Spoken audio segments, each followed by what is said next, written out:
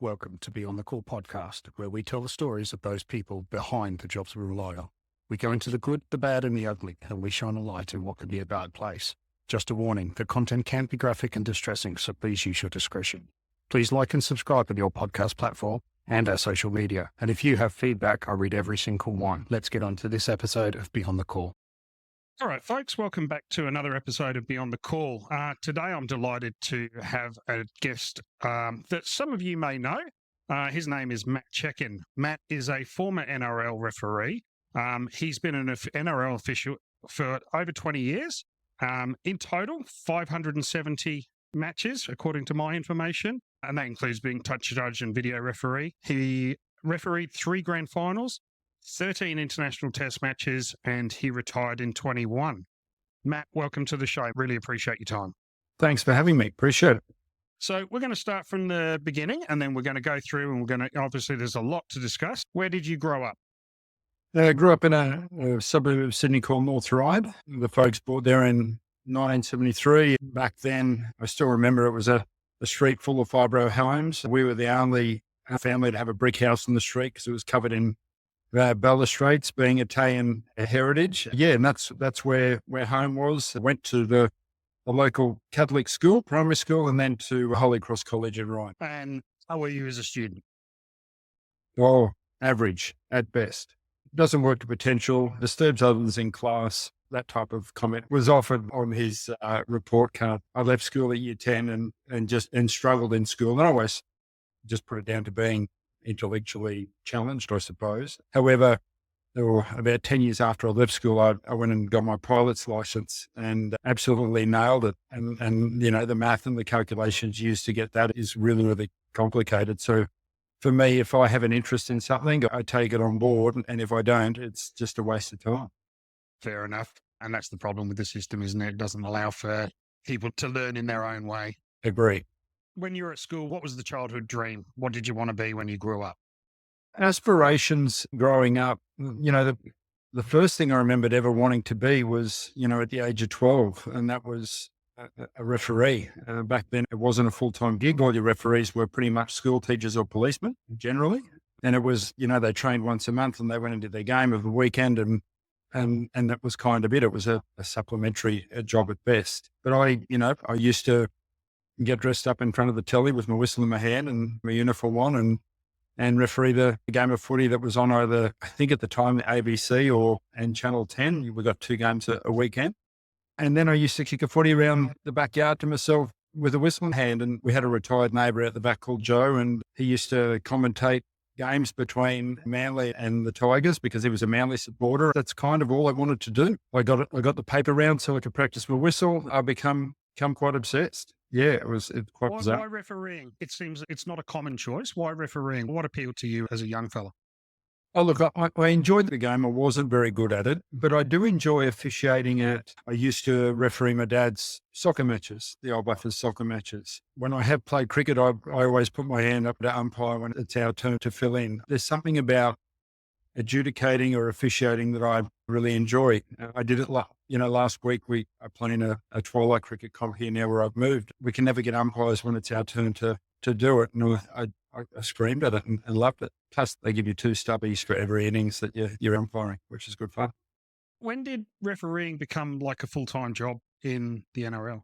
It was when Super League came about. It would have been around about 1994, 95. Yeah, that was one of the things that Super League brought, not only a massive increase in pay for the players, but professionalism for officiating in rugby league. There were, I think it was Tim Mander, Bill Harrigan, Steve Clark, and 2 or 3 others who got offered Super League contracts. And then the ARL followed suit basically to keep their top officials. And then progression was very much on a part-time basis. I always kept a job while I was a full-time NRL referee. It suited my officiating. You know, very early on, a refs coach I had, Robert Finch, who was an ex-football coach. You know, I had an opportunity, a second chance basically at refereeing, and I said, I'll give up my job Kennard's, the equipment hire company that I was working at. He said, I'll give you this opportunity on one condition, is that you keep your job. I looked at him quite startled. Most coaches want you as committed and dedicated as possible. He says, Matt, when you dedicate yourself to something, you tend to overdo it. You read more into things. You're the type of sportsman that is best when distracted, juggling several things at once. That's probably one of the most valuable things any coach has ever helped me identify about myself, because it's really good for me. Often, to be a good sportsman or good at anything, the more dedicated that you are, the more committed you are, the more successful you'll be. And that just does not suit all people. And, through my progression in footy and getting to know several players, there are plenty of players that the same. There are your super dedicated, super committed players, and there are others that just do it for sheer pleasure and enjoyment, and they're just as good. So, I was looking at some statistics for a referee, just from your fitness and operational sort of, the way it goes. An NRL ref runs on average about 10 kilometers a game. You got an average heart rate around 85% of your maximum heart rate for the majority of that, and you're making over 400 critical decisions every game. How do you train for that? Oh, look, it's, the physical aspect. You would assume, because of the physical demand that officials have, that the younger you are and the fitter you are, the better official you'll be. And there's nothing further from the truth. Towards the end of my career, I was in the bottom third of the pack from a conditioning type scenario. My urgency around the field was probably about 70% of what it used to be. However, my composure and my decision-making was better than it ever was. It dropped off quite quickly once I got to a certain age. That's when I knew to call it stumps. Towards the end, people call it shortcuts, but I just did. I had a good feel for the game, a good read for game awareness, and that allowed for less physical demand and less mental pressure in knowing when to adjudicate on something or when to simply let it go. Positioning and that sort of thing, I guess, becomes more second nature. Yeah, it does. Position becomes second nature, and in officiating in rugby league, sometimes you can be in a very poor statistical position and come up with a very, very good decision, because there's so many moving facets to the game. There are players that are continually moving. The ball's rarely in view, and you're dealing with decisions at speed.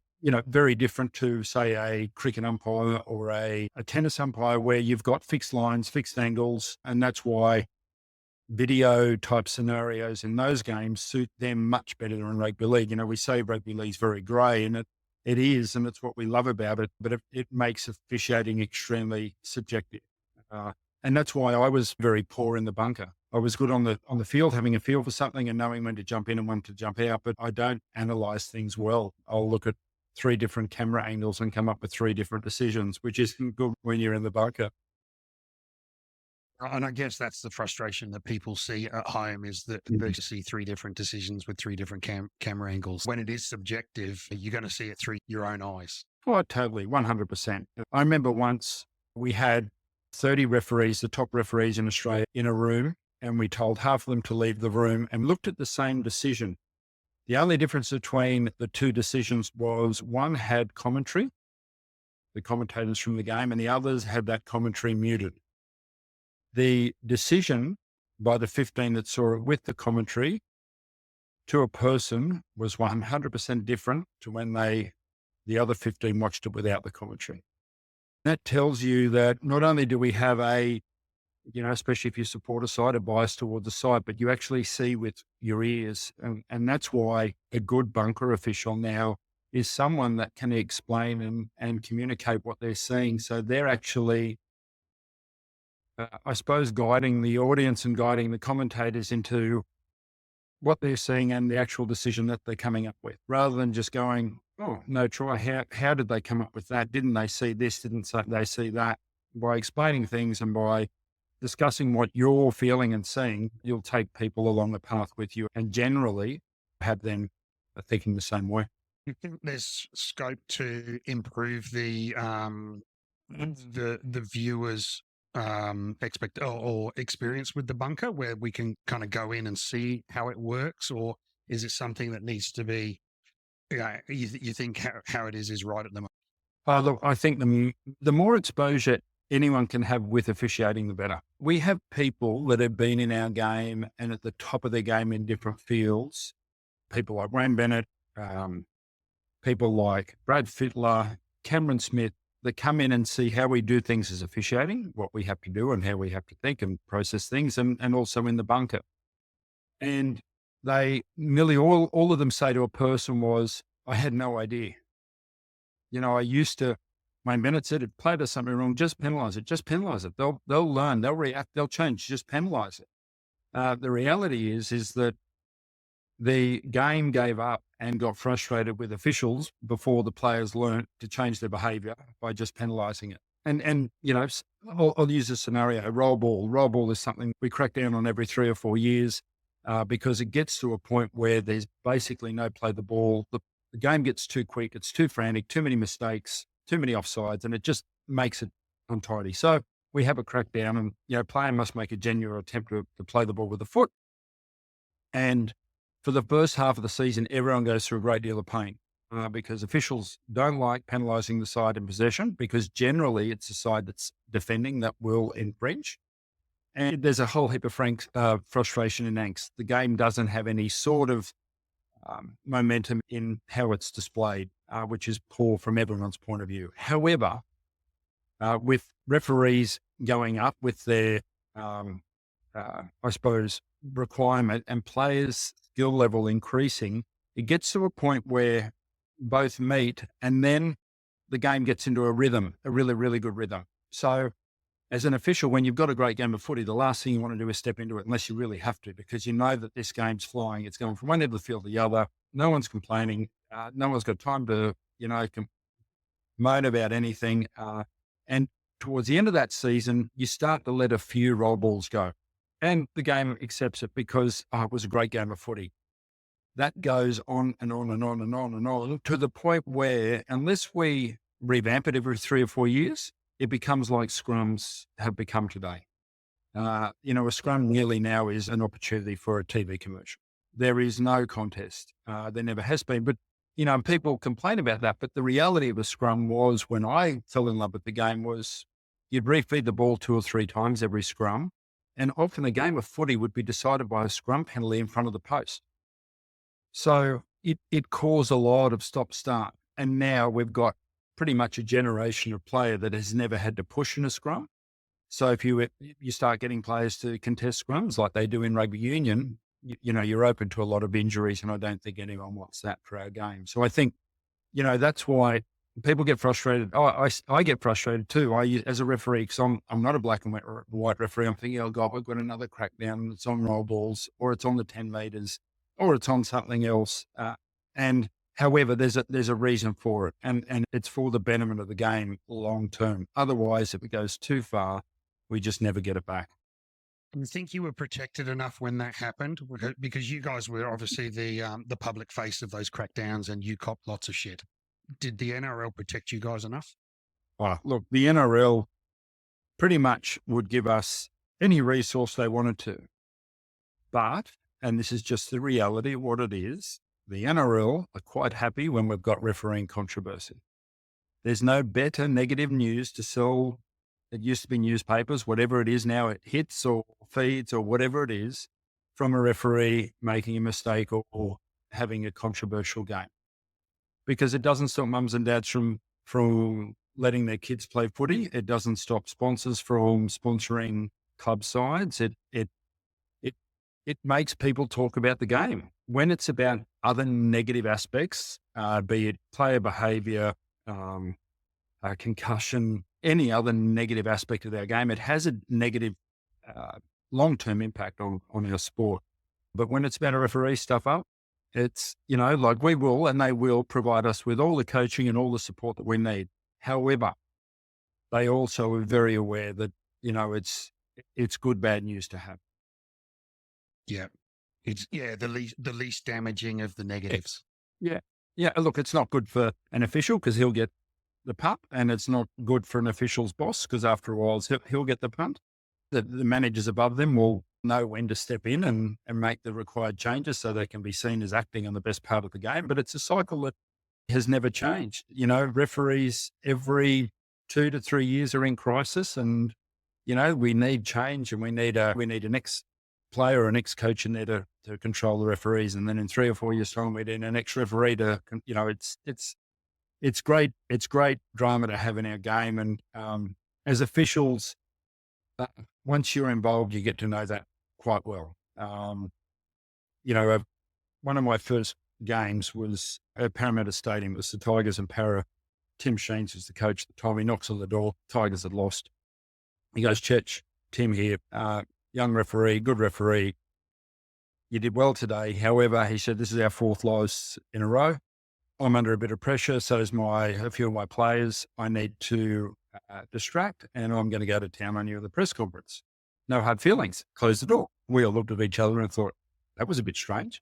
Sure enough, he ripped into us in the press conference, and that's all anyone wrote about in the paper for the next 3 or 4 days. Tigers won the next week, and pressure was off. And, people say, oh, that's wrong, that's terrible. And I'm thinking, well, if I'm Tim Sheens, I need to do what I need to do to make my side successful. And that's just how it rolls. Yeah, and coaching's so much more than just on the field performance. It's managing that off-field stuff as well. And blaming you is quite easy, and it's a great distraction. It's very clever. I chatted to Wayne Bennett once on a flight to the UK, and he pretty much said that my role as a coach game day is almost nothing. I said, what about replacements? He goes, no, I've got someone for that. I said, what about halftime speech? He goes, they're not listening. He said, it's all about the preparation we've done before that day, and, making sure everyone's connecting well, gelling well, we've prepared and we've got no injuries. And based off that conversation, which went for a couple of hours, we talked footy for probably 5 minutes, and the rest of the time was about movies, shares, real estate, social matters. And I walked away going, I bet he's like that with his players too. It's not all about footy. It's making sure you're happy as a person and your family, and you gel well with other people in the side. So, yeah. He's famous for being a man manager rather than a football manager. Yeah, totally. Yeah. So what would a typical Monday to Sunday week be for a referee? It depends on when you had officiated last. So I'll just say I did the Channel 9 game on Sunday. Monday would be, Sunday night I'd generally go home and watch the game again. We get access to the game with our audio, and our audio is not only my audio, but the other 2 officials and the match day coach, and basically go through. You generally know when you walk off the field that you've made 2 or 3 decisions you'd like to have a closer look at. Sometimes there's stuff ups, and other times you're going, oh, I hope they're right. But there's a whole heap of other, probably 10 to 20 other decisions where you either made the right decision, but you haven't communicated it well, or, you really should have been somewhere else. Your focus or attention should, there's plenty of other things that will come up for discussion. Could be an obstruction ruling, and, is this right? Is this wrong? With, the impact of letting something go down one end of the field, and what impact did it have later in the game with the same side or the different side, and how could that come back and bite us in the bum, and all those type of things. And from that, you'd make 50 or 60 notes, and then Monday morning you'd hop into the water, have a recovery session. Generally, sometime Monday you would meet as a team again. So yourself as the referee, 2 sideline officials, and you'd have an assessor or a match day evaluator who basically, by then, all your critical decisions that were right or wrong.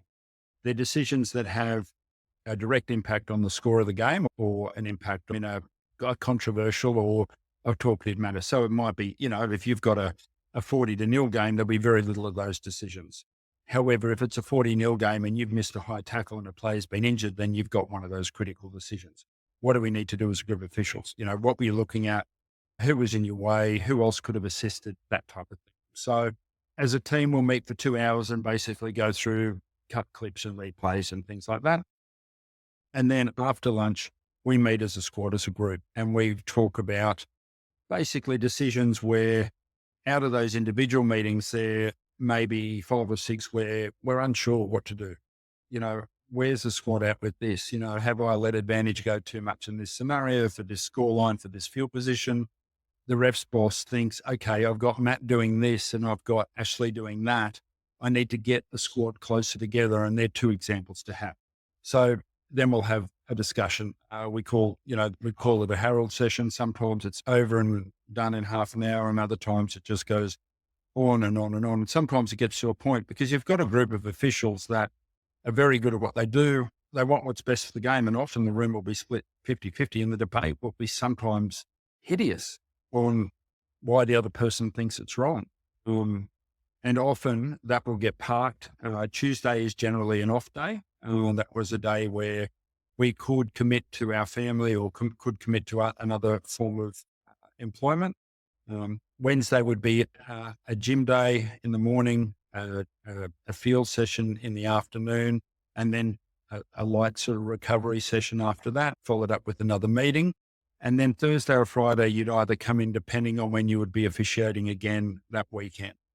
So it's all about them preparing for the following game. You'd meet with your group. These are the two sides we got. This is what happened last time they played. I might give Ash a call and say, mate, I've got the Tigers. How were they last week? Anyone have the shits about something or, that type of thing. So it's more preparation on how to officiate best based on what we know at the time. Now, some officials do that to a great deal and other officials don't do it at all. And I was one of those. I felt every time I went into a game expecting something or preparing for something to happen, it didn't. And I was instantly off guard.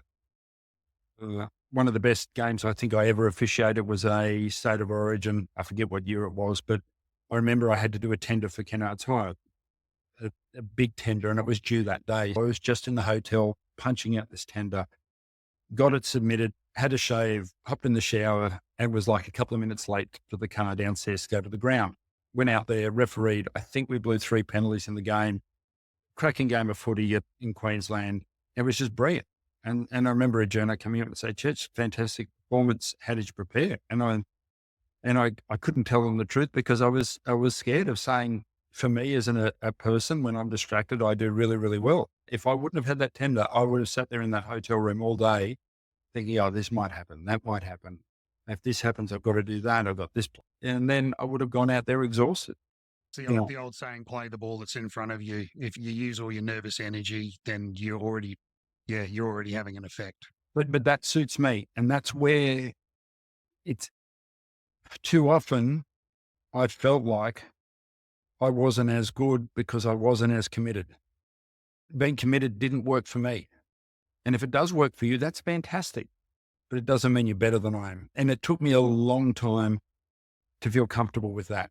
And it often took a lot of refs coaches, because I've been through a heap of them, a while to figure that out. It was like, oh, I'm not sure about Chech. He's a bit of a larrikin and he's always stuffing around. And he's always on the first car out of training and stuff like that. However, over time, they get to know that, you need balance and balance as an individual, but also balance in the squad. Sometimes a smart ass comment from me in a really heated situation in our squad room is exactly what we needed to break the ice. Yeah. So you famously made your debut. You came on at halftime. Was it the Tigers and Cowboys?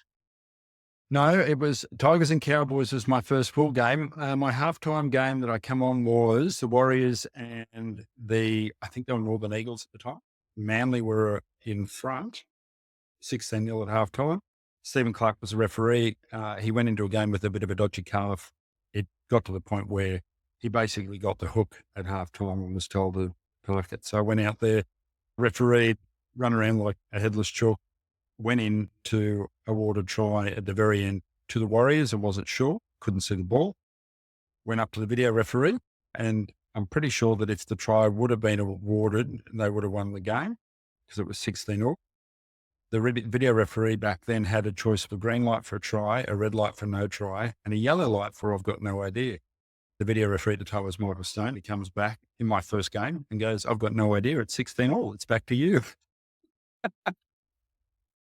And I genuinely had no idea whether it was a try or not. It was one of those held up ones. I just could not see the ball. I did what I suppose I was always taught, and that was to lean on the rules when unsure, and that was benefit of the doubt goes to try scoring side.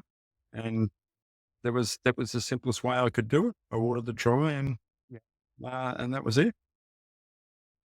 How common are injuries to referees? Yeah, really common. I was lucky, never had one. I got dropped plenty of time from stuff ups, but never from injuries. The older you get, a lot of referees do calves, hammies.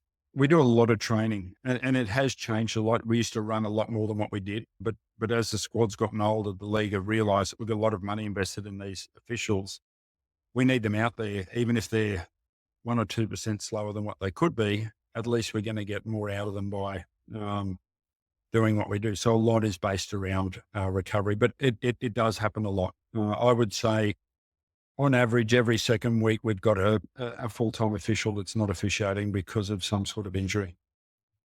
So how often were you like a reserve referee before you actually got your start at that halftime? How many times did you miss a gig? Wow. I had refereed by then.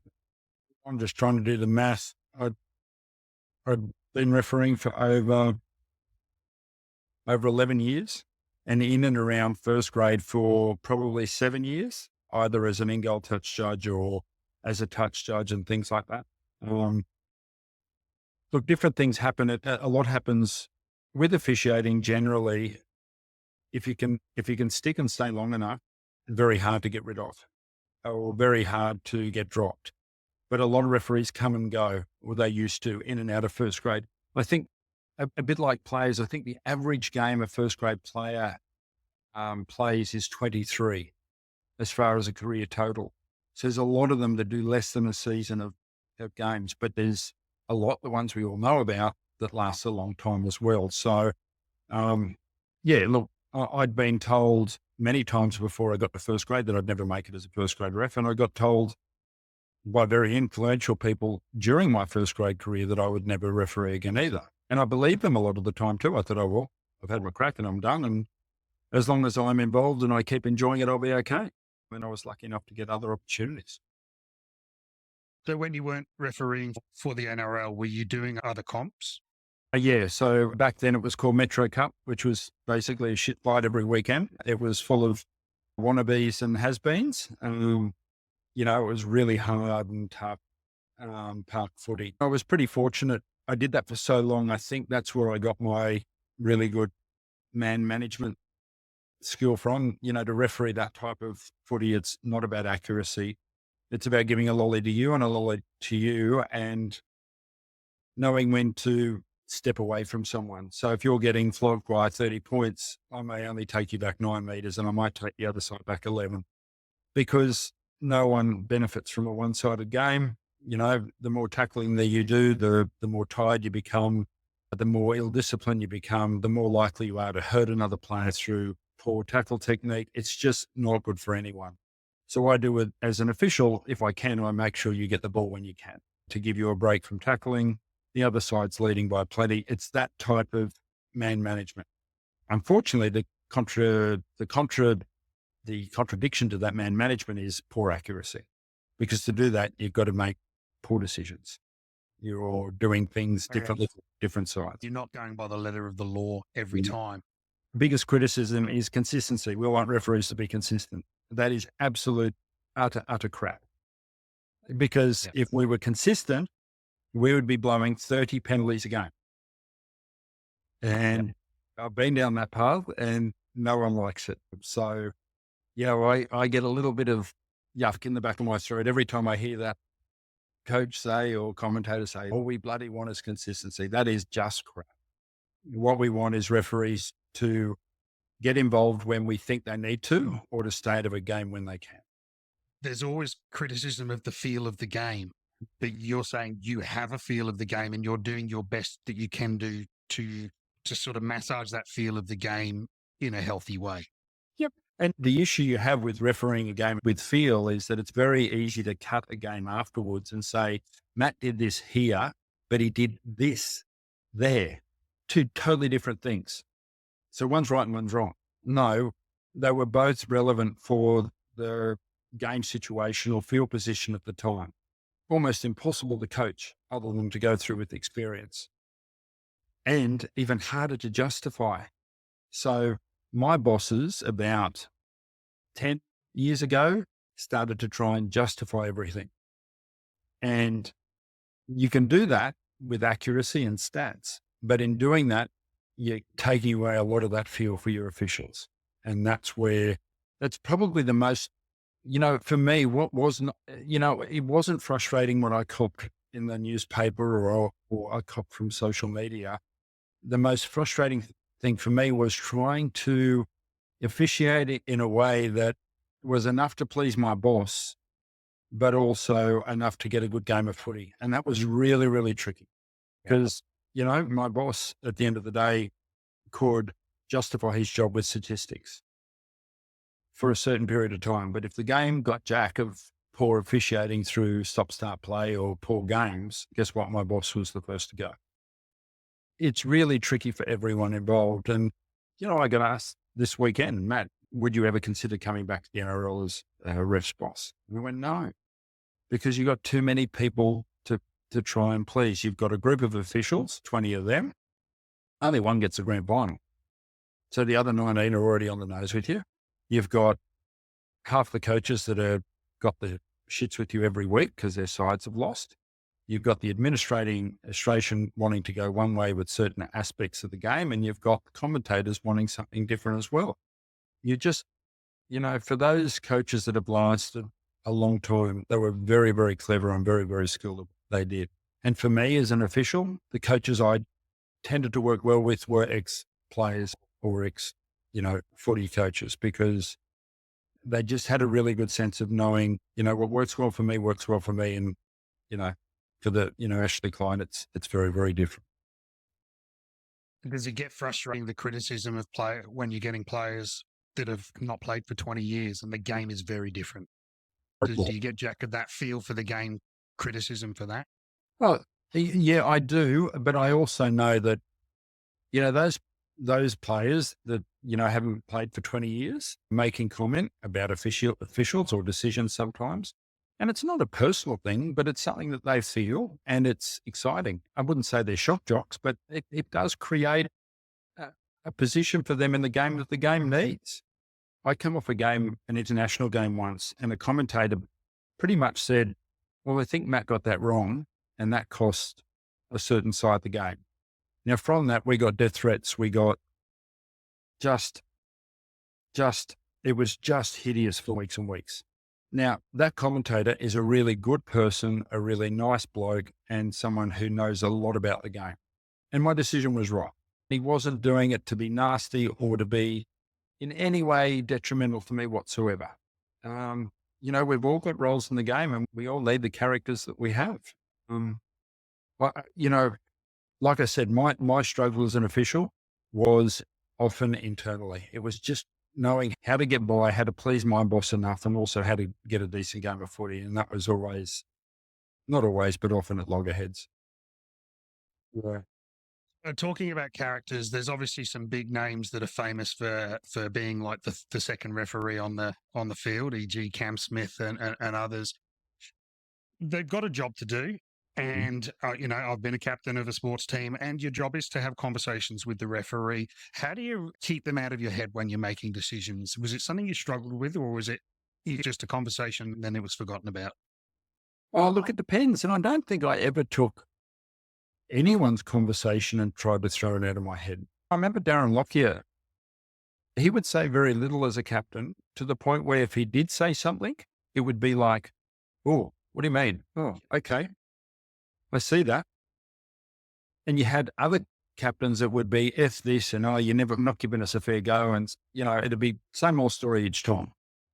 But generally, if you treat them with respect and empathy, the captain that's going F me and never giving us a fair go is generally frustrated. And he's frustrated generally because he's losing, and he's frustrating generally because he's made a lot of mistakes, and it's easier to take it out on the ref than it is your teammate, because he's got to train with his team the next day and work with him again the next week. He can dislike Matt because he's not going to see Matt again for 5 or 6 weeks. And then it'll be best mates before the toss and we'll be right again. And if he wins, that we'll still be best mates. And that's why people say, what are you proudest of? Number of games or grand finals and things like that. The thing I think I'm proudest the most of is that I was the referee that started shaking captains' hands after every game. We always shook the hand before the game. Best of luck. Here's a coin. Be good boys. Off we go. But it was important for me to shake their hands, both captains, after every game. I just say, to say thank you, sometimes to say sorry, sometimes to have an uncomfortable conversation. But it was something that you had an opportunity to resolve then and there. And, out of all those games, I had one captain resist putting out their hand, but I left my hand out and he, thankfully, because it would have been a really yucky situation. And, I often replayed in my head, what would I have done if they refused to shake my hand? And I think I would have rang my boss and said, you've got to get me to that training session tomorrow. I want to sit down with that captain and I want to close the door. And if we need to have it out with each other, we do it.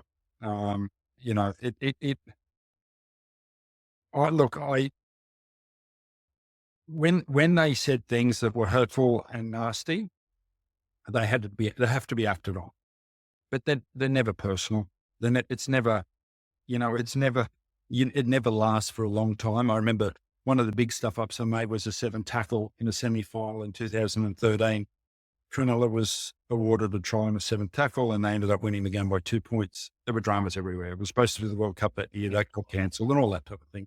I remember going to Neil Henry in New Zealand for the Nines and I said, Neil, you got a sec? He goes, yeah, Chich, what? I said, mate, I want to apologise. And he said, stop. He said, sharp. And I thought, oh, here we go. I'm going to cop it here. He says, don't apologise. He said, mate, I had Jonathan Thurston lose the ball twice in that second half, just drop sitters. He doesn't apologise because he didn't mean to do it. It's just part of the game. And I went, wow. Like in the heat of the moment at the time, of course there's disappointment and it's real. Oh, fuck. I've lost this game of footy and I've prepared my team so well all year and it comes down to 7 tackle try, but it also comes down to my skipper losing the ball in the second half, my winger not diving like they could have done to score the try in the final seconds of the game, and hundreds of other decisions. They know that. But at the time, it's, it's the ref's fault. And that's sport. I do it when I watch sport and get the shits with a decision that I didn't think went the right way. It's, that's why we love it. Do you watch the NRL now? Very, very little. I watch the girls play and love it.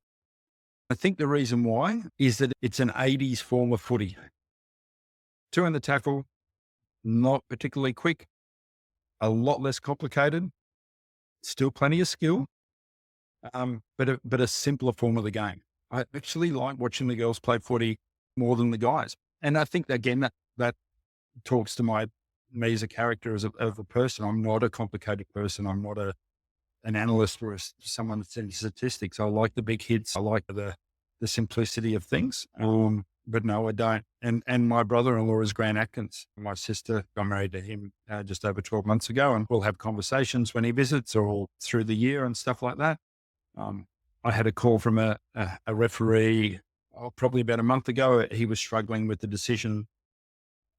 Something happened in the game that he thought he did the right thing, and the game come down heavy on him and said, Chech, what do you think? What would you have done? And I said 2 things. I said, one, I haven't refereed for 4 years. I don't know what the feel of the game is. I said, you know why you're asking me, because you did what I would have done and you just want to feel good about it. And I said, mate, that's just not how it goes. Give it time. And in time, you'll go, okay, I did the right thing, or you know what, I probably shouldn't have. But, as an official, from what you've told me, you've analysed the situation, you made a judgment call, and it's one of those great decisions that either way you would have been screwed. If you would have jumped into it, you would have had just as much drama, probably more the other way. It's just one of those things. Yeah, absolutely. Okay, you were saying before about it was never personal. And so you came out as gay in 2012. And from what I can tell, it wasn't entirely your decision to come out as gay. There was a bit of background pressure that made you do that. What was that process like for you? And did that ever rear its head on the ground where it became personal? Uh, I'll answer it in reverse. It never became personal on the ground, but I reckon 30 to 40% of my headspace was always worried about it. You know, what do I do as a now out gay person, or even back then closeted gay person, if someone calls me a name through me being gay? You know, calls me a terrible name with a gay aspersion. Do I? You know, what do I do? How do I handle it? Because there's so many things to consider, and least of all, it's about me. It's about, if I pretend I didn't hear it, or if I don't make a big deal of it, what message am I sending other young people that could be struggling with their sexuality or whatever it is about them that is, I'm going to use a word different. You know, do I be very strong about it and act hard on it and then make that person feel bad? And then we've got that whole other scenario. So, you know, yeah, it's like when I got called recently when the Manly players chose not to play because of the rainbow strip on their top, you know, that I still remember the call I got from the journo saying, Matt, this is what's happened. What do you think? And I said, I'm just in shock. Are you disgusted? I said, no. I just said, I'm in shock. I'm really, really surprised because I know these players and I know these players respect me and I know I get along well with them. I just want to know why. I want to hop in a room with them and have a discussion because I know these players will have friends and relatives that are also gay. So I said, something's not right and something's not gelling with me about this whole scenario. But I said, it's not the word disgusted. It's not the word. I was in shock. I was really, really surprised. You know, it's just because the game accepted me so well without any drama whatsoever. It just blew me away. I just didn't think, you know, we had any issues anymore that we needed to be considerate about. You know, because I really did think things would change in some way, shape or form. I had 2 comments on the field after I'd come out and they were both really, really complimentary. You know, so, and then I think after a while people forgot, people remembered me for the last stuff up I made, not, you know, who I sleep with at night. So it's just, it just didn't become an issue because it wasn't, you know, it's part of who I am and not something that I ever tried to hide. And, you know, to the referees and my friends, it's certainly a lot more relevant. But to me, officiating on a footy field and my sexuality is no different to my religion, what type of car I drive or what my favorite color is, really.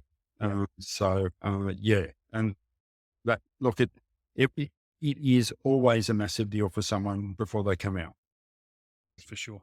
But my experience is after doing so, whether it's to the NRL in this case, or to my mum or my dad, it's always gone a lot better than I worried about. Do you think reactions like the Manly group are why we're not seeing a gay person out in the NRL at the moment? I mean, how many have we got? Over 500 players. So statistically, there would have to be a couple, just based on statistics. So there would be a few that you would presume would be in the closet, at least publicly.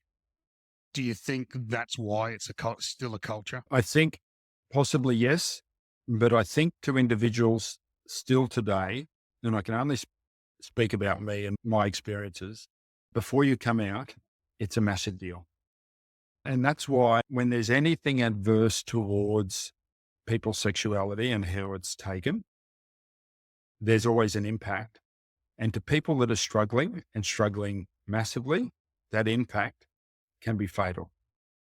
And that's where it's really, really, really serious. So other things where I've faltered, I'll often use gay words in a muck around jovial way around friends and officials. And I got pulled aside once by an official, someone I respect incredibly. And she said to me, Matt, you really got to be careful about making comments like that. And I said, why? I said, I'm totally comfortable with who I am. And you know that. And she said, but you don't know who else is in the room and what they're going through. And I just went, oh, fuck, you're right. She said, because they're seeing you and they're seeing how you react and they're seeing the words that you use, and they could be doing them a whole heap of harm. And I had no idea, because I was comfortable, because I was okay, and because I wanted everyone else to be comfortable with me. I'm very much, this is who I am. Let's bring it all out. But to other people, I could be making them feel worse and pushing them further away. So yeah, look, to answer your question, I don't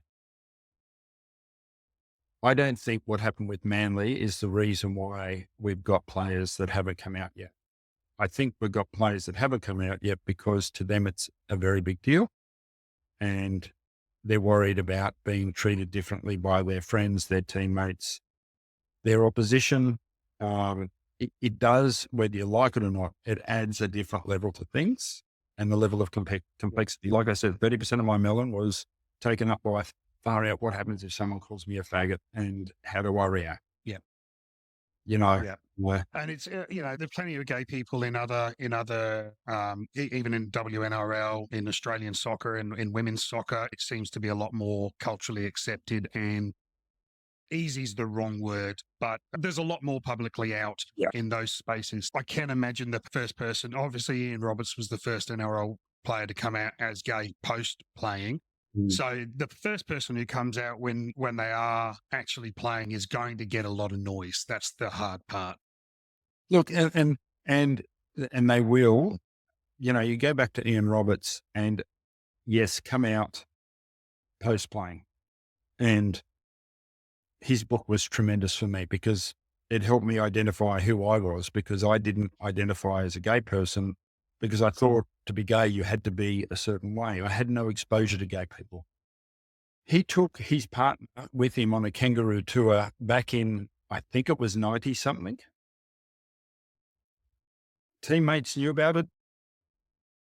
Everyone accepted it. Everyone was great about it. It's, I just think a story like that is such a good one to tell. If it was okay back in the 80s or the 90s, surely now it's kind of just nothing. So I think a lot of noise will be a lot of noise that I got about it. It was front and back page for a day or two. And then that player is going to get judged on, how well they pass, run, catch, kick, tackle, and all the other things. So, How did the process affect your relationship with the media? So I'm going to fill in some blanks, and correct me if any of these details are wrong. But for those that don't know, you were approached by a journalist a couple of years before you came out. He was going to break that story. You managed to negotiate waiting till your son was finished grade 12. Yep. Then he came back and said, okay, has he finished grade 12? Yep, cool, let's go. Mm-hmm. Yep. It's pretty much exactly what happened. And two things that I think need to be highlighted. One is when he called me and said, this is what we've heard, we're going to be running the story tomorrow. I hung up, I rang the NRL person in charge of media. He said, they'll run the story tomorrow. Get off the phone from me, call your family straight away, prepare them. When the journo rang back and said, we've agreed to hold it, I was just flabbergasted. I was blown away. Like, I'm just thinking, wow. Now, obviously enough people knew within the game that it wasn't a secret, because it wasn't a secret with the ref squad, and it really didn't become a secret. I am trying to think when it was 2001 when I came out to the squad. So, it would have been known. So there's no issue there. But when that journo rang me and said, has he finished? I'm doing the math. He's finished HSC. I said, yeah, come on, bring it on. And let's do this. And it was a really, really good experience. I don't regret the way it happened. I don't regret holding it. Or, in hindsight, maybe I didn't need to. I think my son's mates would have been okay. However, I remember what I was like at my son's age. Everything was magnified tenfold. If there was 10% noise about it, that's 100% in his head. I wanted, as a parent, to try and prevent that. Yeah. Yeah, that's good. So we're going to get into a bit of the dark stuff now. Obviously, the abuse. So you mentioned before, and I don't know if you'd call it the mistake, but I looked at your Facebook profile and then the stuff that's publicly, for example, when you joined a job, and I clicked on some of the comments there, and they're vile. They are vile. Did you ever cop anything from the public to your face that has, even come 1% of what's on Facebook, etc., etc.? Absolutely never. Never. Like, you get it on social media, and the other time you get it as an official is you're running up the tunnel. If people had guns, you'd get shot every game because they're red. They've lost it. You are just discussing your filth, your vile. And that feeling is very real for those people at the time. Now, surely I've bumped into some or a few of those people in life by being out and about. Never been an issue. Now, I had the odd comment, oh shit, give the Eels a fair go next time. You stuffed up last week, and I'd either have a laugh or go, oh, which decision? What didn't you like? And every time it would be an okay conversation.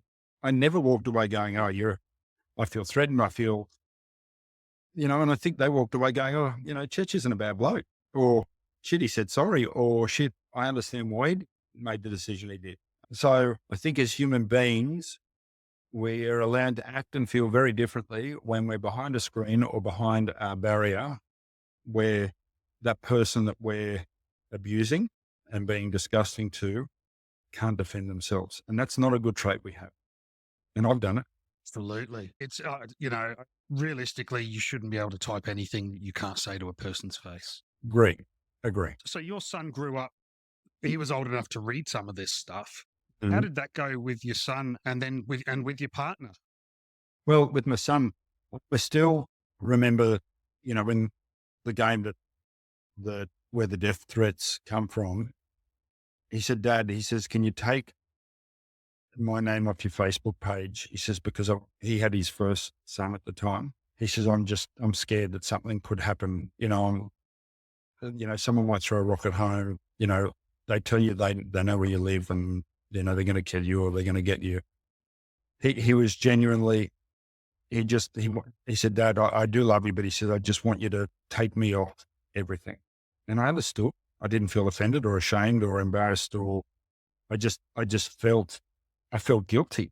I felt bad that I was in the squad in Brisbane at the time. And, my partner was in Sydney with an AFP police car parked out the front, just in case. I couldn't hold them and say to him, you'll be okay and we'll get through this together, because I was in a different state. And look, abuse for family and friends, in my opinion, is always much worse than it is for the official themselves, because there's a part of us, rightly or wrongly, that has become conditioned to it, and it's part of the course. But I don't think it should be. And I often harp on about this. Far North Queensland for many years have had a zero tolerance to abuse of officials in junior sport. There's no second chance. You make one comment, you're out. You're gone and you don't come back. And it's so refreshing to go to footy matches where get them on side or give us a fair go it's never heard. It just doesn't happen. And what we've noticed is we've had a lot more officials come out of Queensland into the squad now than out of New South Wales. I think the reason why is the ones in New South Wales are the thick-skinned officials that have made it through all that garbage. How do we know someone that doesn't have a thick skin is a better official?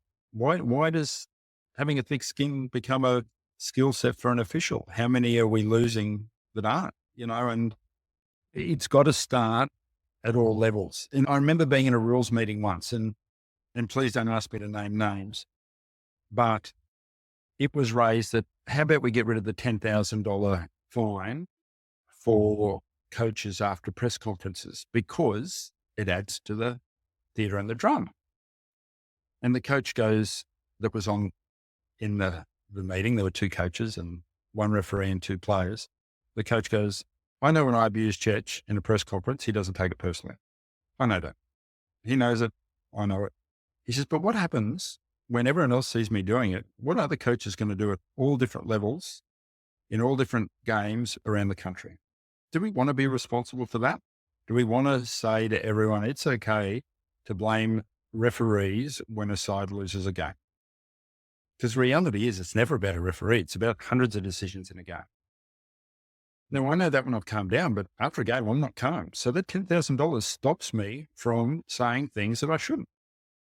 So thankfully, that coach had enough nous to say, you know, and believe me, this is a coach that has been fined a fair few times. And it shows me that, you know, that person's a lovely person and a good person, but gets emotional, you know, and that's just a character that some of us have more than others. And the problem is, it's not just, it's young kids coming through who are refereeing. And if they see it is open season on top grade refs, who the hell wants to go down that track? No, totally. And look, and I still to this day, whether it's at the golf club or at the pub, why did you want to referee? What, you know, and when I say to people, look, there's something about me that likes adjudicating or being involved in decision-making that I enjoy. It's really, really, they look at me often like, you know, are you all there? Like, why would you want to do it? And genuinely, I felt it was my happy place. I loved it. You know, I still remember walking out to Wembley Stadium to referee an international game once and going, shit, I was a kid that used to run around to Pat's Dundas under sixes on a Saturday, and now I'm here.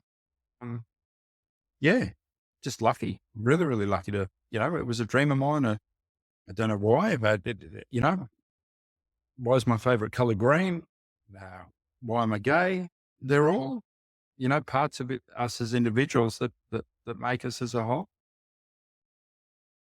It needs everybody to be able to do everything. Otherwise, none of the hard roles in life would be done. And that's exactly why this podcast exists, because we want to look at the people behind these traumatic jobs. And I count professional refereeing as a traumatic job, as in the psychological trauma that you get from constant, you know, hatred, harassment, and criticism. It takes its toll. You know, and it's, yeah, if people like yourself didn't do it, we don't have a game. Look, and I'll answer you genuinely, and I'm going to contradict myself. I will say to you that I don't believe it has taken its toll on me, because I feel comfortable and proud of the career I had. However, whenever I talk to someone about footy, mentally I feel fine. I feel really at ease with it. Physically, often I'll perspire. Now, getting the help that I've helped over the years, I've often asked, you know, what's happening there? And it's stress caused by trauma. It's trauma that I've mentally probably dealt with really well, but it's still trauma and it still has an effect, and it affects people very, very differently. You know, because, and it gets to the point now where Brent and I are out somewhere and someone wants to talk footy, and I'll talk and I'll engage back. And afterwards, often he'll just put his hand on my shoulder and say, you okay, huh? And I'll take a deep breath and I'll look down and I'll be just wet. I go, oh shit, I didn't realize. You know what I mean? So there's certainly trauma there. And you know, and I often do think about it. I rarely think about the death threats. The negative aspect I still think about from time to time is the contradiction between what my bosses wanted and what I thought I needed to do. So it was all that internal stuff, you know, and I got help for the first time because at the time I thought my ref's boss hated me and was having all these conversations about me to everyone. And I remember sending this massive email to the sports psych saying, I hate this person. I'm going to quit. I'm going to leave. She said, come on, come for coffee. And sat down. She said, how you going? I said, okay. I said, everything I said in that email was true. She said, oh, no. She said, calm down. She said, I believe you. She said, how long have you worked for them for? And I said, 2 to 3 years. How long have you been feeling this way? I said, oh, for the last 6 weeks. She goes, okay. Has he changed in the last 6 weeks? I went, no. She goes, well, then who has? And instantly I realized that the issue wasn't him. It was me, because he's been the same person he always has been. The same coach, same individual. For some reason, there's a reaction in me that's different. There's something that's caused me to have all the conspiracy theories and the dark thoughts and the things like that. So, Yeah. and that's why I say to people, you do a calf muscle, you go to a physio. If you're struggling mentally, go and get some help. It can sometimes be as simple as asking a few questions, answers you already know that you already know yourself, but just piecing them together. Like that sports psych didn't tell me anything. Just ask me questions to help me figure it out myself. And look, it's not always that easy. Some people have many, many sessions, require medication. Mental health means many different things to many different people. And to that same referee's boss's credit, I went back to them and said, I'm seeing a sports psych. And, this ref's boss was pretty old school. I wouldn't say it was new age. I got the grand final that year. So he still had faith in me as the best official in the game, even though he knew I was seeking mental health support. My common advice to people is make sure you get a psychologist and get therapy when you're well. Yes. So that it can prevent, but B, if you are unwell, you are not starting from scratch. Yeah, totally. And look, it's, I think, or my experience suggests that, like with anything, a lot of it depends on the connection you have with someone. If you try and get help and it doesn't work for you, it doesn't mean that getting mental health support isn't right for you. It means that you need to keep trying different people. Absolutely. And it's generally talking to as many people as you feel comfortable that you can about the scenario. And look, there's so many things that as individuals we're conditioned to react. I was a mental health ambassador for the NRL for a number of years, and I received 2 phone calls pretty quickly after it was launched from young officials considering suicide. My initial reaction was to say, don't be stupid. You're young. You've got the whole life ahead of you. You got nothing to worry about. That's silly. We're taught that is the worst thing in the world to do to someone. You need to go, I'm really sorry. That must be terrible. What are you actually thinking about doing? Please give me detail. Where are you now? It's not about just suppress it. Just pretend it's not happening. You'll be fine. It'll go away. It really is a skill set. And, we spoke a lot earlier about the physical aspect of conditioning within officiating. And look, we're not at the same level as clubs, but we've got the sports scientists and all that type of thing there. I see us going from a probably 95% physical, 5% mental now with the support we get, to especially with officiating, it becoming 70-30 or 60-40. Because I think we've touched the surface. Not so much on Matt needs help, he's damaged. It's how do we get Matt to work the best with Ashley Klein, and how do we get Ash and Matt to work really well with Chris Sutton or that whole other dynamic around, communication skills, trust, all that other thing that, really as footy clubs, we tend to worry about in preseason camps. And then it's, oh shit, now we just have to worry about winning every game and making sure our bodies are fine. So, and the other thing I'd also like to touch on is I used to wake up at 3 o'clock in the morning worrying about mistakes I'd made or comments that Phil Gill may have said about me or commentators may have said. But now I run a very, very small and very stressless business, a poor maintenance business up here in what I think is paradise. I wake up at 3 o'clock in the morning going, oh, I've got to turn that chlorinator up at, Mrs. Jones's pool tomorrow. I can't forget to do that. So now I'm waking up and worrying just as much in a role that from everyone else would be far less stressful.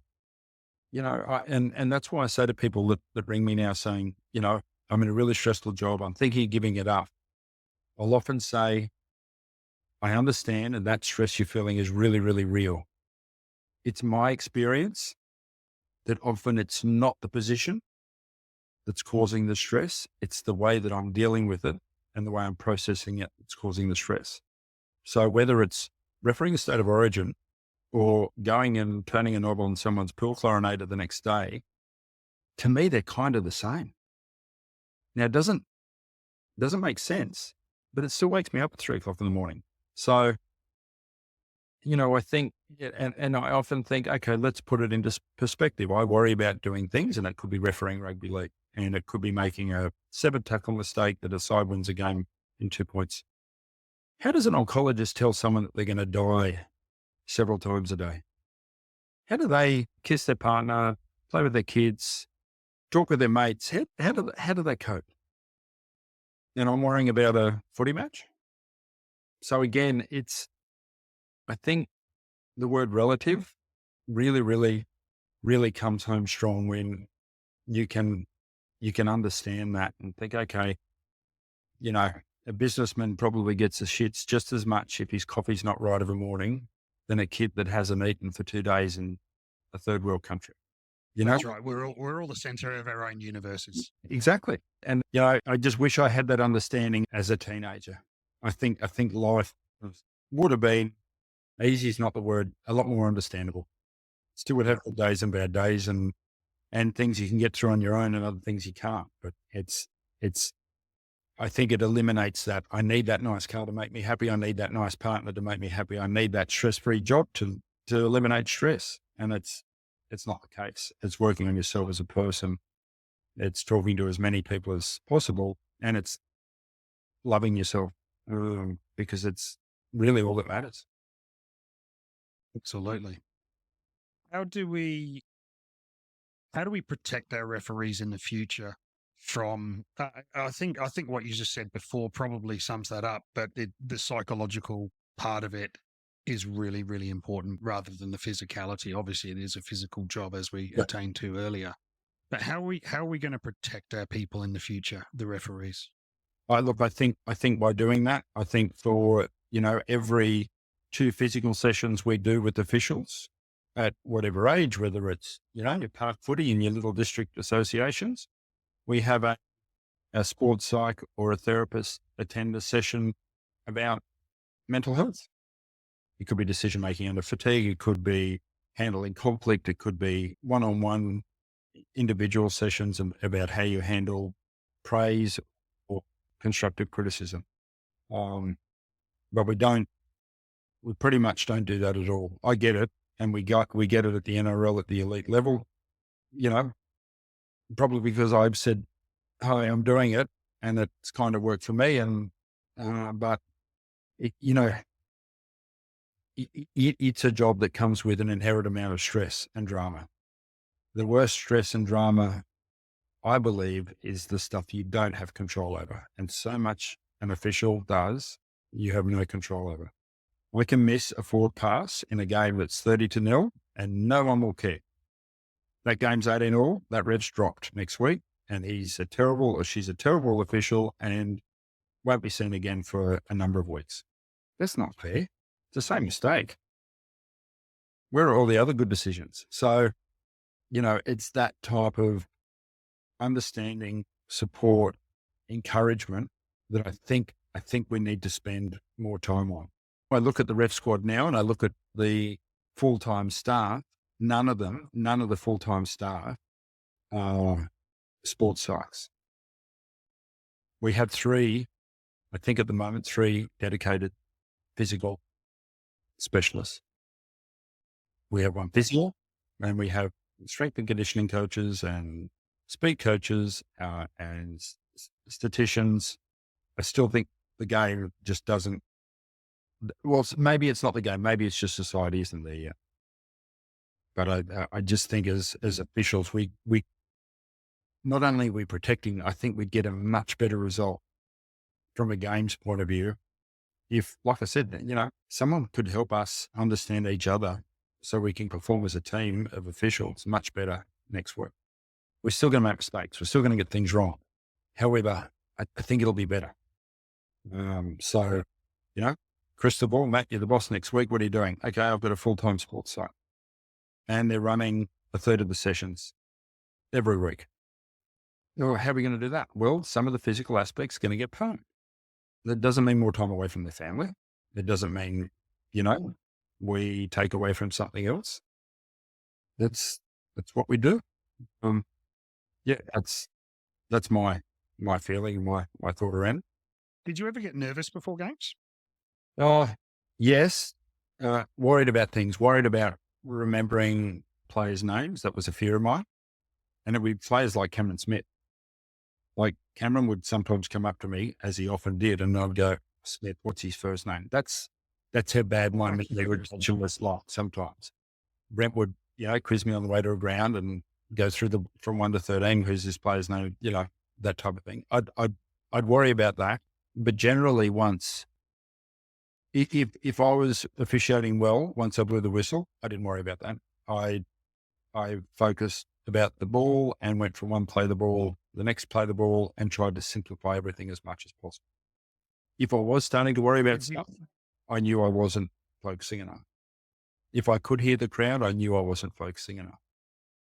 I was just going to ask, did you find a difference in a crowd of 20 versus 80,000? Yeah, especially when COVID came about and we had no crowd at all. Two things happened there. I felt the game felt slower.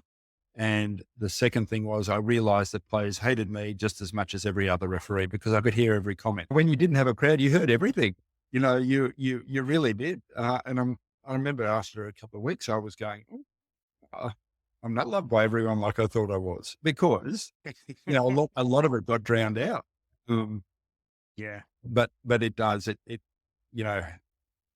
Crowds make a massive, and I'll say State of Origins at Suncorp are much easier and much better games to officiate than they are at, what do they call Olympic Park now? Whatever stadium it is. ANZ. ANZ, Accor. Well, there you go. There's another sponsor I've forgotten. Very different. Because you lose that intense atmosphere. It's hard to explain and it's hard to quantify, but it does make a big difference. And then that's why I felt like semi-final footy was much better footy from a spectator and officiating point of view than it was the grand final, because the grand final, a lot of the crowd are there and they don't support either side. Where at a semi-final, you've got sides, State of Origins, you've got two sides where it's just, where grand finals, it's a bit, that's nice, where, there isn't that passion. Yeah, grand finals an event, and you often have to book it so many months before you even know who was in the side. I'm a Broncos boy, and I was at last year's grand final, which was heartbreaking for me.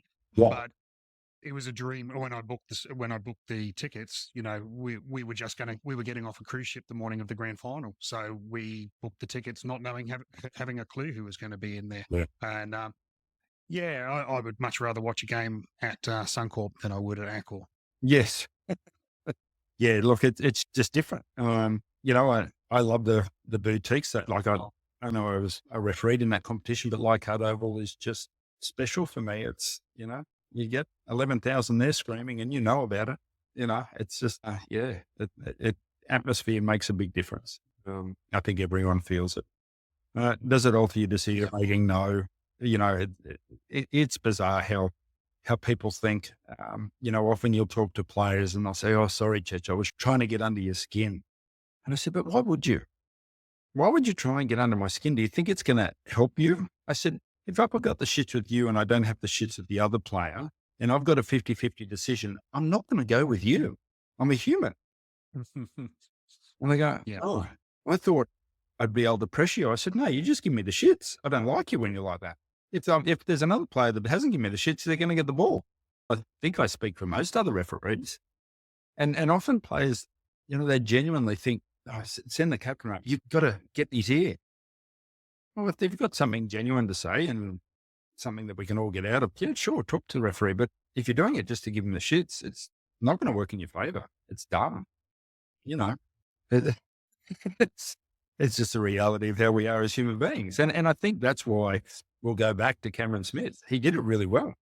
He'd come up, talk to you, and you'd feel like going, let's order a coffee and having a chat about it, because he'd engage with you. He'd go, Chech, I agree with that last penalty against us. I'll go and have a word to him.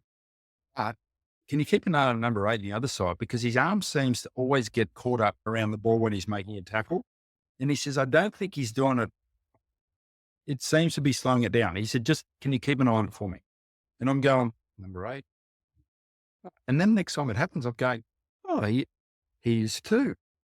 Where the other coach would go, oh, give us a fucking go. We're not getting the bounce of the ball, and it's very different conversations. So yeah, it does make a difference.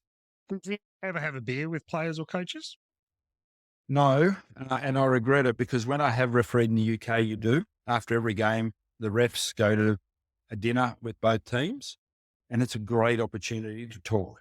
I remember once, the first time I went over, there was an ex-Tigers player playing for an English side, and we're back at the function after an international game, and he comes up and he goes, Chech, I need to have a word to you about a decision you made 4 years ago. You may not remember it, but it kind of happened here. And I had no idea. I had not remembered it. Once I'd spoken to him about it or discussed it with him, he went, oh, I get that now. He goes, I've hated you for the last 4 years. And I said, we just don't get the opportunity to talk to each other. And that's why whenever we got asked to go and train with the players, as we do it a lot in the preseason, I used to jump, just love it, because they get to see you as a person that's not under pressure, that doesn't have a microphone. They see that you're, I use the word normal, but just like an everyday type person. You're approachable. You can talk to them. You're not under, time constraints or cameras or things like that. You can have a laugh. Unfortunately, the flip side to that is if I say something to you that could be taken the wrong way and that gets repeated to someone and that ends up in a news feed, and then you've got a drama. And it kind of, I remember it actually happened in about the 80s. There was a referee that was at a game on a Friday night, and he'd had a few beers, and he said something to a player that he was refereeing on the Sunday, and that got reported and that got out. And then it was kind of like a mandate after then. Not a mandate, but you're encouraged not to socialise or mix with players, which I think's sad, because sometimes you just need to talk things through, and you don't get the opportunity. And until you do, you dislike each other. And there's gaps that need to be bridged. Yeah. And COVID was really good for that. When we were all up in Brisbane in quarantine, we spent a lot of time with teams. We were, sharing washing machines and eating halls and things like that. And it just gave them an understanding of what we do, but just as importantly, us an understanding of, you know what, he didn't think I was a dickhead. He was tired. He was exhausted. He'd gotten hurt 5 minutes beforehand. I get it now. How would you feel if your young boys now, how would you feel if they came up and said that I want to be a referee? Well, go for it. Go for it. Yep. I think being an official in any sport is a great thing. I'd encourage it from anyone, and I even look at the ex-players that we had that went through cadetships that, Luke Phillips, Brian Norrie, Henry Paranaru, Benny Galea, they've all loved the experience. They've enjoyed the camaraderie, the pressures, the nights away, the travel trips. I don't know if it's the same as being in a team, but we've still got friendships with a lot of them. So it's a valuable part of society and sport. The same way we all are. And if he said, I want to be a politician, I'd go, oh, why? But the reality is it's the same kind of thing. You're doing something because you have a passion about assisting or making change and trying to get the best outcome. I certainly wouldn't talk anyone out of it. Excellent. Yeah. And look, and I have had referees come to me and say, look, I've been offered a first-time contract with the NRL. I've got a very successful career. My family's very happy where we are. I need to move countries or move states to do it. I will have serious conversations about them managing their expectation in saying, if you made all those changes for a full-time contract with the referees and you never made first grade, how would you feel? And if the answer is disappointed or concerned that it will put things under pressure for their family, then I would advise them to think twice. And I have done that. Great referee, had potential of being a top-line first grade referee in the NRL, had done test matches in the country that they come from. But after having discussions with them, I think I made them aware that getting to first grade, doing a grand final or doing a state of origin doesn't make you a happier person. And if you don't do all that, what sort of pressure do you put under, the rest of your life? And is it worth it? That's a very different answer to wanting to be a referee. What's your favorite memory of being a referee? Probably when I was refereeing a semi-final in Brisbane. It was Brisbane and St. George. It was Darren Lockyer's last game. And I was refereeing with Tony Archer. It was when we had the 2 referee system in. And I remember I was refereeing at the time and play was being passed and all of a sudden the crowd just exploded. Now, unbeknown to Tony and I, Darren Lockyer had gone down in back play and was getting attended by a trainer. And all that happened is that he got up. And because it was his last game, Suncorp just erupted. Arch and I looked at each other and thought, oh, what the fuck have we missed? Have we got a streaker? I remember that moment. I remember the Sharks Storm grand final where Storm had the ball in the dying minutes. Everyone assumed like we did that they were going to score and they didn't. Ben Cummins and I looked at each other and went, oh, shit, they haven't won the game. That's unusual. Doing my first test match in Evanion and probably my first appointed first grade game at Leichhardt Oval to 2,000 people in the crowd buckling down with rain in 2001.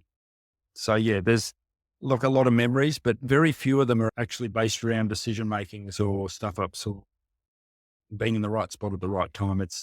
A lot of it's got to do with relationships and trips away and friendships formed. Circumstances. Yeah, definitely. It's, leaning over and giving my mum a hug. I forget what it was. It was at ACOR. It was either after a grand final or a state of origin or something like that. Just sharing moments,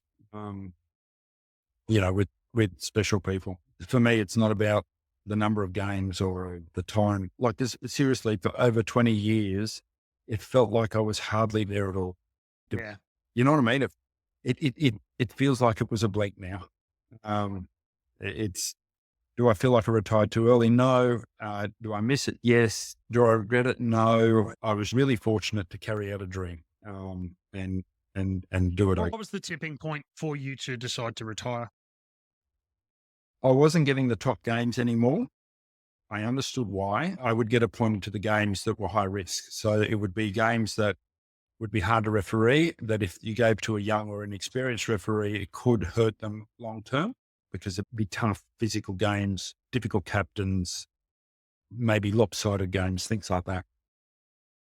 And I wanted those high profile top end games because in some ways they're a lot easier to referee because the skill level's better. There's less decision making, so there's less chance of making your stuff up.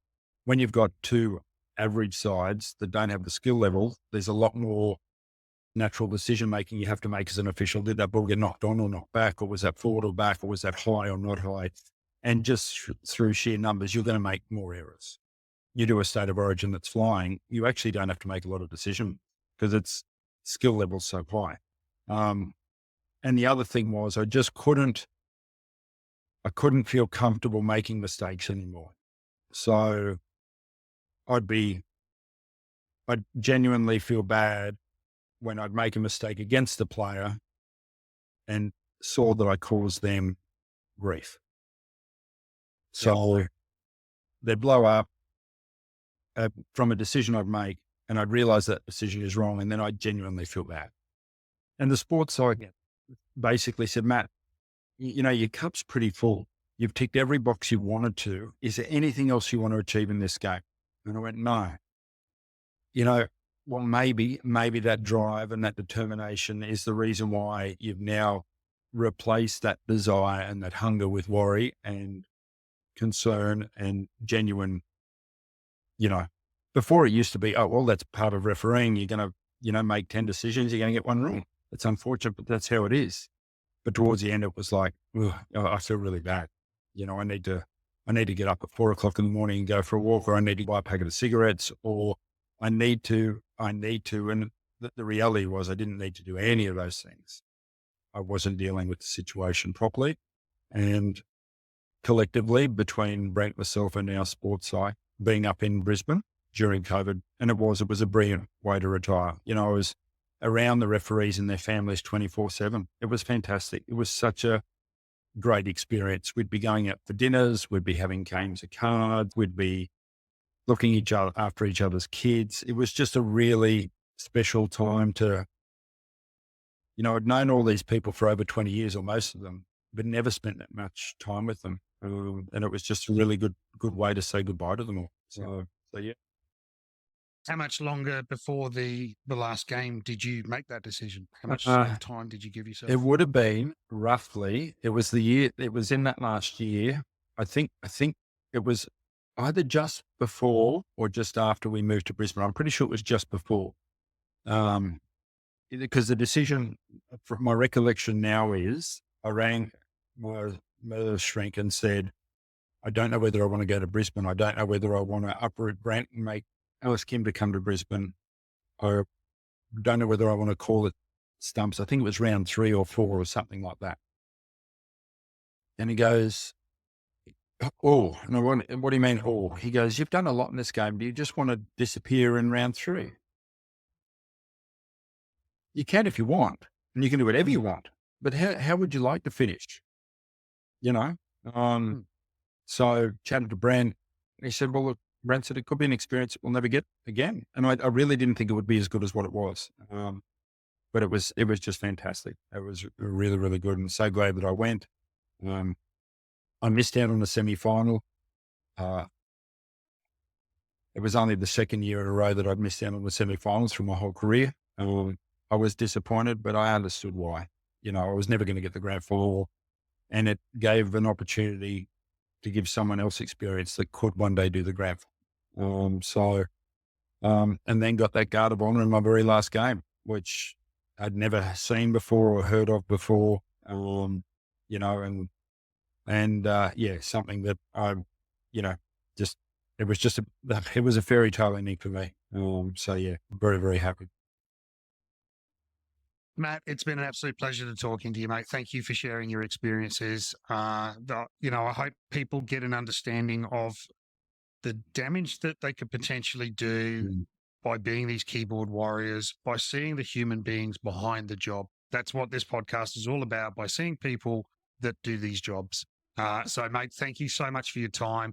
I really appreciate everything you've done through your NRL career. Without referees, we don't have a game. And as a fan of the game, I've certainly said my share of words towards referees, but ultimately, when people get personal, I've always drawn the line because it's without referees. Oh, look, it's so different to getting pulled over by a policeman for speeding. You've got the shits and you hate them, but they're the first person you call when you need them. You know what I mean?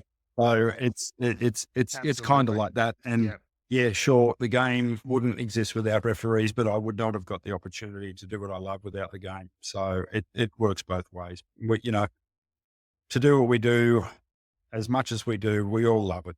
You couldn't not do it for any other reason other than that. So thank you for your time. Appreciate the opportunity and keep doing the good work that you do. Thank you. Appreciate it. Okay. Thanks, Matt. Bye, everyone. We'll see you at the next one. Thanks for listening to this episode of Beyond the Call. If you like what we're about, please make sure you subscribe, and if you can leave a review, that would be appreciated. If you have feedback or suggestions for future guests, please contact me via my socials. Please share with your networks and help me expand my reach. It's a great privilege for people to share their stories and allow us to go beyond the call.